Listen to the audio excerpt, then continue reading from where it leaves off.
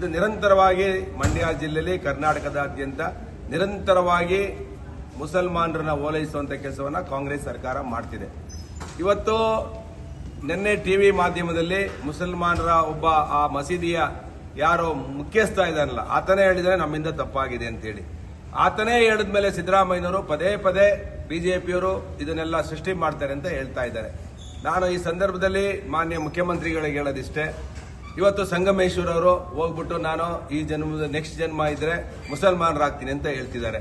ಇನ್ನೊಂದು ಚಾಮುಂಡಿ ಬೆಟ್ಟದಲ್ಲಿ ಇವತ್ತು ಚಾಮುಂಡಿ ನಾವು ಕನ್ನಡ ನಾಡದೇವತೆಯ ಹಬ್ಬವನ್ನ ದಸರಾ ಸಂದರ್ಭದಲ್ಲಿ ಚಾಮುಂಡೇಶ್ವರಿಯ ಒಂದು ದಸರಾ ಆಚರಣೆಯನ್ನ ವಿಜೃಂಭಣೆಯಿಂದ ಮಾಡುವಂತ ಕಾರ್ಯಕ್ರಮಕ್ಕೆ ಬಾನು ಮುಸ್ತಾಕ್ ಅವ್ರನ್ನ ಕರೆಸುವಂತದ್ದು ಯಾಕೆ ಬೇಕಿತ್ತು? ದೀಪಾ ಇನ್ನೊಬ್ರು ಇದ್ರಲ್ಲ, ಅವರ ಜೊತೆಗೆ ಬಂದಂತ ಪುಸ್ತಕ ಬರೆದಂತವರು ಅವ್ರನ್ನ ಕರೆಸಬಹುದಾಗಿತ್ತು. ದೀಪಾ ಬಸ್ತಿ ಅವ್ರನ್ನ. ಆದರೆ ಸಿದ್ದರಾಮಯ್ಯನವರು ಇಂಟೆನ್ಷನ್ ಆಗಿ ಪದೇ ಪದೇ ಜನರ ಭಾವನೆಗಳಿಗೆ ಧಕ್ಕೆ ಬರುವಂತ, ಹಿಂದೂಗಳ ಭಾವನೆಗಳಿಗೆ ಧಕ್ಕೆ ಬರುವಂತ ಕೆಲಸವನ್ನ ನಿರಂತರವಾಗಿ ಮಾಡ್ತಿದ್ದಾರೆ. ಕೋಮು ಗಲಭೆಗೆ ಪ್ರಚೋದನೆ ಕೊಡ್ತಿರುವಂತವರು ಸಿದ್ದರಾಮಯ್ಯನವರು. ಇವತ್ತು ಬಿಜೆಪಿಯ ಸರ್ಕಾರ ಇದ್ದಂತ ಸಂದರ್ಭದಲ್ಲಿ ಮುಸಲ್ಮಾನರ ಮೇಲೆ ಸಾಕಷ್ಟು ಪೊಲೀಸ್ ಸ್ಟೇಷನ್ ದಾಳಿ ಮಾಡಿರೋದು, ಮೈಸೂರಲ್ಲಿ ಪೊಲೀಸ್ ಸ್ಟೇಷನ್ ದಾಳಿ ಮಾಡಿರೋದು, ಮತ್ತೆ ಇಲ್ಲಿ ಪುಲಿಕೇಶಿ ನಗರದಲ್ಲಿ ಪೊಲೀಸ್ ಸ್ಟೇಷನ್ ಮೇಲೆ ದಾಳಿ ಮಾಡಿರುವಂತದ್ದು, ಬೇರೆ ಬೇರೆ ಕರ್ನಾಟಕದಾದ್ಯಂತ ಬೇರೆ ಬೇರೆ ಪೊಲೀಸ್ ಸ್ಟೇಷನ್ಗಳ ಮೇಲೆ ಪೊಲೀಸರ ಮೇಲೆ ದಾಳಿ ಮಾಡಿರುವಂತಹ ಪ್ರಕರಣಗಳನ್ನ, ನೂರಾರು ಪ್ರಕರಣಗಳನ್ನ ಕ್ಯಾಬಿನೆಟ್ ಅಲ್ಲಿ ಇಟ್ಟು ಅವರನ್ನೆಲ್ಲ ವಿಡ್ರಾ ಮಾಡಿದ್ದಾರೆ.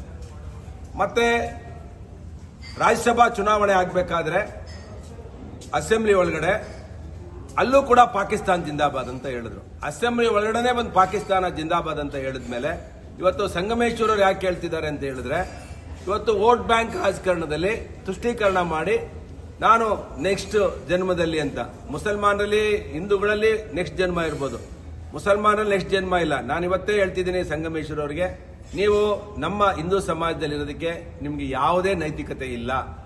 ಈ ಕೂಡಲೇ ನೀವು ಮುಸಲ್ಮಾನರನ್ನ ತಗೊಳ್ಳಿ, ನಿಮ್ಮ ಕುಟುಂಬದವ್ರನ್ನು ಸೇರಿಸಿ ರಾಜೀನಾಮೆ ಕೊಟ್ಟು ಮುಸಲ್ಮಾನರಾಗಿ ಚುನಾವಣೆ ನಿಲ್ಲಿ, ಭದ್ರಾವತಿಯಲ್ಲಿ ತಾಕತ್ತಿದ್ರೆ ಗೆಲ್ಲಿ. ಎಲ್ರಿವರೆಗೂ ಈ ಕಾಂಗ್ರೆಸ್ನವರು, ಈ ಸಿದ್ದರಾಮಯ್ಯನವರು ಚಾಮುಂಡಿ ಬೆಟ್ಟದಲ್ಲೂ ರಾಜಕಾರಣ ಮಾಡ್ತಾರೆ. ಕಾಂಗ್ರೆಸ್ ಶಾಸಕರು ಎಲ್ಲ ಮಸೀದಿಗಳಿಗೋಗಿ ಮುಸಲ್ಮಾನರನ್ನ ತುಷ್ಟೀಕರಣ ಮಾಡೋದ್ರಿಂದನೇ ಇವತ್ತು ಪಾಕಿಸ್ತಾನ ಪರ ಘೋಷಣೆಗಳನ್ನ ಕರ್ನಾಟಕದಾದ್ಯಂತ ದಂಗೆ ಹೇಳುವಂತ ಕೆಲಸವನ್ನ ಸಿದ್ದರಾಮಯ್ಯ ಮತ್ತೆ ಸಿದ್ದರಾಮಯ್ಯನ ಸರ್ಕಾರ ಇವತ್ತು ಮಾಡ್ತಿದೆ. ನಾನು ಸಿದ್ದರಾಮಯ್ಯನವ್ರಿಗೆ ಹೇಳೋದಿಷ್ಟೇ, ನೈತಿಕತೆ ಇಟ್ಕೊಂಡು ಮೊದಲು ರಾಜೀನಾಮೆ ಕೊಡಿ. ನೀವು ಇದು ಹೇಳಿದಿರಾ, ಹೋದ್ಸಲಿ ದಸರಾ ಸಂದರ್ಭದಲ್ಲಿ ನೀವು ಹೇಳಿದಿರಾ ಇದು ನನ್ನ ಲಾಸ್ಟ್ ದಸರಾ ಅಂತ ಹೇಳಿದಿರಾ, ನಾನು ಉದ್ಘಾಟನೆ ಮಾಡೋದು ಲಾಸ್ಟ್ ದಸರಾ ಅಂತ ಹೇಳಿದಿರಾ.